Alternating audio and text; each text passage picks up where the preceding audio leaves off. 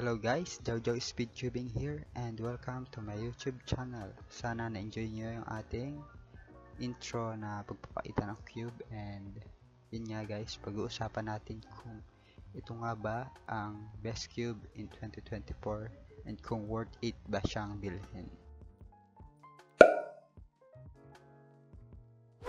Okay, una sa lahat, let's talk about this cube. Ano nga ba ang cube na ito?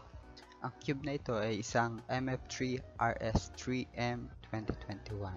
And alam nyo naman guys na ito ay isa sa hype na budget cube sa cubing community.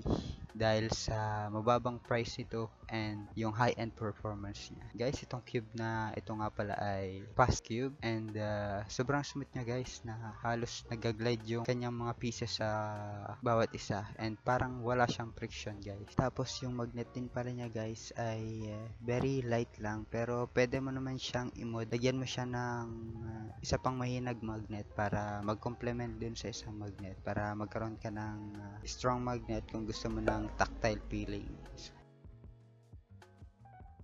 Guys, yung sound niya is very satisfying. Medyo cracky siya, pero nandun pa rin yung pagka battery smooth na napakinggan nyo guys.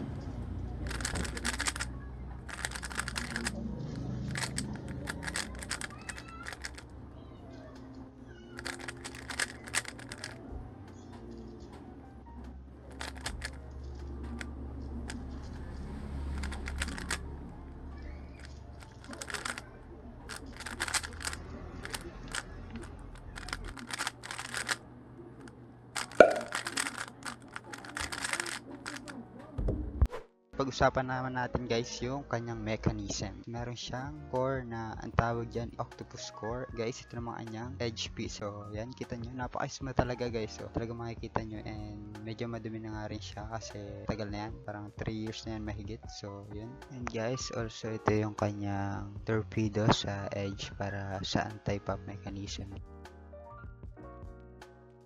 And ito naman yung kanyang corner pieces na merong anti-pop mechanism. And yan yung tip guys. Yan yung kasama yan. And yan guys, so kita nyo naman. Kaya yung friction niya is napakasmooth din talaga.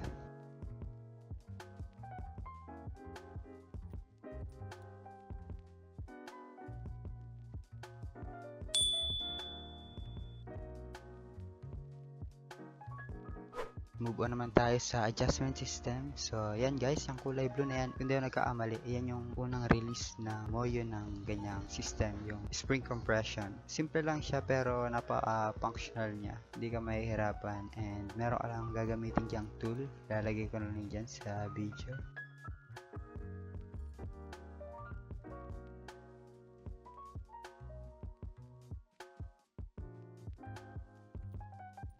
Still looking good pa rin, oh. Pero marami na talaga yung gas-gas. Di lang ito sa video kasi maliwanag yung video natin. Ito yung final thought ko sa Rubik's Cube na to.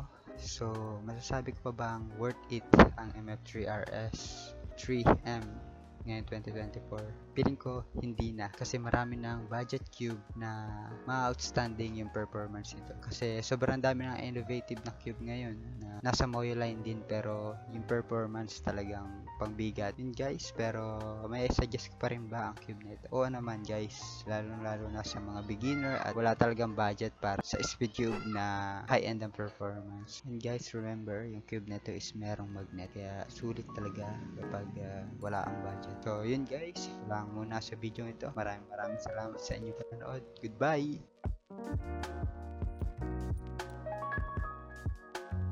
Sana nag-enjoy kayo sa review ng MF3 RS3M ngayong 2024.